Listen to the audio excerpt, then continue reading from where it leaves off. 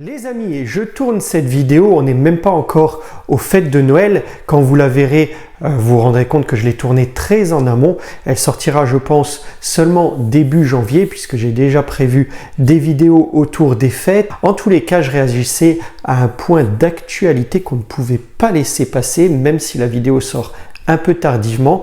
Nous avons tous entendu, lu la décision de la Cour de justice européenne qui a rendu un arrêt le 21 décembre confirmant que les règles imposées par la FIFA et l'UEFA au sujet des créations de compétitions comme la Super League seraient contraires aux droits de l'Union européenne. Et c'est un véritable séisme, vous avez entendu la terre trembler, mais je pense que dans les mois qui viennent, et si on va plus loin sur ces projets-là, ça va être un vrai bouleversement dans le monde du football, peut-être à la hauteur de ce qu'a été l'arrêt Bosman. Ça va engendrer pas mal de modifications. Alors on n'y est pas encore et je voulais vous faire cette vidéo pour vous présenter ce qui a été rendu lors de cet arrêt de la Cour de justice européenne, mais aussi vous présenter un peu le format qui nous attend si on va plus loin dans cette compétition, dans cette Super League.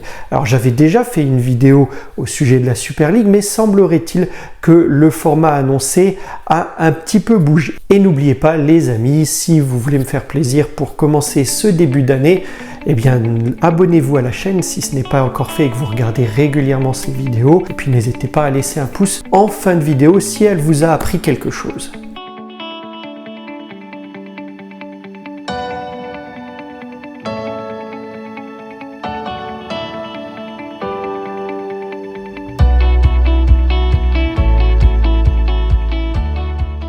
Bonjour les amis et bienvenue dans cette nouvelle vidéo où nous allons donc effectivement parler de la Super League. Est-ce qu'elle arrive? On le verra. En tous les cas ici je vais vous présenter un peu le format qu'elle pourrait revêtir.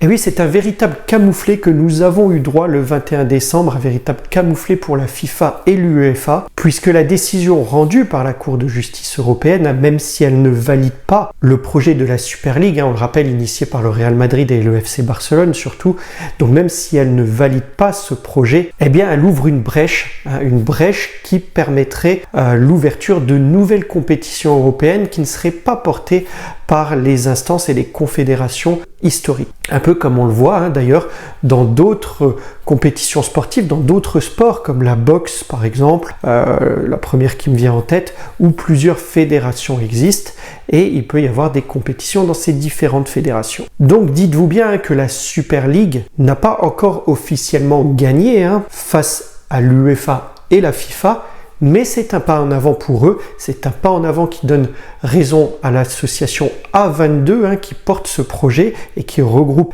certains décideurs de ce projet, mais c'est un changement de cap. La Cour de justice, en substance, dit qu'on ne peut pas interdire les clubs ou les joueurs à participer à d'autres compétitions et que, surtout, on ne peut pas sanctionner des joueurs ou des clubs qui seraient engagés dans une autre compétition. Ce serait illégal. Alors le promoteur A22 que j'ai évoqué a rapidement annoncé qu'il s'en réjouissait et que ça mettait fin au monopole de 69 années de l'UEFA et voit cette décision comme un retour à la liberté. Oui, on peut entendre à l'argent aussi, ça va de pair, pour les clubs. A22 a donc rapidement détaillé un nouveau format de compétition, compétition masculine et compétition féminine, qui se jouerait en milieu de semaine et qui serait basé sur le mérite sportif. Alors on va voir comment ça va se dérouler.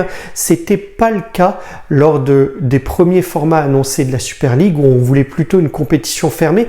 Ici on commence à dire que le format, en tout cas que la compétition se déroulerait au mérite, que les clubs intégreraient cette compétition au mérite. Là, il y a déjà une petite nuance. Alors, est-ce que c'est pour s'attirer les faveurs d'autres clubs parce que, comme le dit très bien l'UEFA, on a hâte de voir comment va se dérouler cette Super League avec deux clubs, le FC Barcelone et le Real de Madrid, parce que pour l'instant, à l'heure où on se parle, à l'heure où je vous parle, c'est ça, hein, cette compétition, il n'y a que 2 clubs favorables, en tous les cas qui ont fait savoir leur intérêt au grand public pour le moment. Les autres clubs sont plutôt vent debout, avec le président du PSG, Nasser Al-Khelaifi, en tête, hein, mais beaucoup d'autres clubs ont déjà fait savoir leur opposition à ce projet.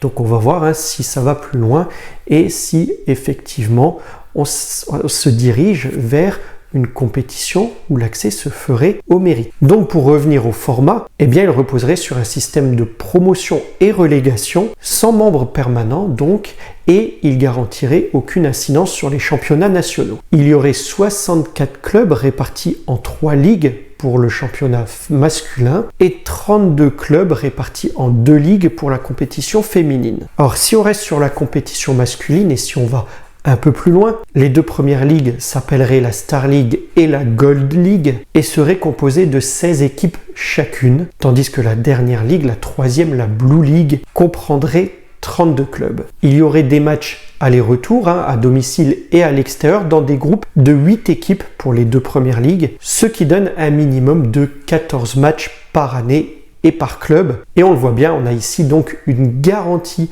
d'un nombre de matchs assez conséquent et donc une meilleure rentrée d'argent pour les clubs. Enfin, il y aurait une phase à élimination directe en fin d'année, une sorte de play-off qui permettrait de déterminer les champions de chaque ligue, mais aussi de connaître les équipes qui seraient promues. Les montées et les descentes entre chaque ligue, elles, auront lieu, bien sûr, chaque année. Comme on dit que l'intégration dans cette compétition se fera au mérite sportif, eh bien on l'intégrera par la Blue League, hein, la 3e ligue du championnat de la compétition masculine, et l'accès à cette Blue League se ferait via les championnats nationaux. Il restera bien sûr à définir comment chaque championnat national enverra ses clubs dans cette Blue League. Alors, grande nouvelle aussi, je ne sais pas comment ça se fera encore, mais le promoteur A22 a garanti que les spectateurs pourront voir l'ensemble des matchs de manière gratuite et sur une nouvelle plateforme de streaming mise à disposition. Ouais, là, il y a clairement des arguments pour capter les faveurs du grand public. Pour la compétition féminine, eh bien, on est à peu près sur le même schéma. La Star League et la Gold League avec 16 équipes chacune, des groupes de 8, des matchs à domicile et à l'extérieur avec un minimum, enfin l'assurance d'avoir au moins 14 matchs. Puis des playoffs pour déterminer le champion de chaque ligue et les promus. Évidemment, là aussi, promotion et relégation chaque année et accession à la Gold League, cette fois-ci, puisque c'est celle-ci qui serait la plus basse dans cette compétition, et bien accession par les championnats nationaux. Donc le schéma est quasi identique avec une ligue en moins que la compétition masculine. Pour l'instant, nous n'avons que des rumeurs sur les futurs participants. On est encore loin, je vous le dis, de l'instauration de cette compétition et je ferai d'autres vidéos si ça doit se préciser. Pour l'instant, nous n'avons que le FC Barcelone et le Real Madrid, je vous l'avais dit, qui ont officiellement manifesté leur intérêt. Les autres clubs, et qui pourtant avaient été séduites par la première évocation de cette Super League il y a déjà quelques mois, et bien les autres clubs se sont plutôt rangés derrière l'UEFA pour l'instant. A22 a ajouté que dans cette compétition, des règles strictes de fair play financier seraient imposées avec une application transparente de cette règle. Ça reste à voir. Ils annoncent aussi évidemment un budget colossal pour les revenus de cette compétition. On parle déjà d'un minimum autour de 400 millions d'euros. C'est plus du double du montant distribué actuellement par l'UEFA. Alors qui parmi vous serait séduit par cette compétition? J'aimerais bien le savoir. N'hésitez pas à vous exprimer dans les commentaires, aussi à argumenter votre réponse. C'est certain qu'il y a des arguments qui peuvent être séduisants, cette plateforme mise à disposition gratuitement, financée peut-être par la pub, faudra voir encore le modèle économique, mais une plateforme comme Netflix, comme Amazon Prime pourrait séduire les plus jeunes avec son modèle gratuit au final pour le client. Mais est-ce qu'on va dans le sens de l'intérêt du football, de l'intérêt de la popularité de ce sport? Comme je vous le disais, nous n'y sommes pas encore, je voulais juste vous détailler un peu le contour de ce projet, mais n'hésitez pas à me suivre, je vous donnerai dès qu'il y aura de nouvelles avancées sur ce projet, raison supplémentaire pour vous abonner. Quant à moi, ce sera tout pour cette vidéo descriptive. Likez, partagez, commentez, mais surtout appréciez. Et je vous dis à très vite pour une prochaine vidéo. Portez-vous bien les amis. Au revoir.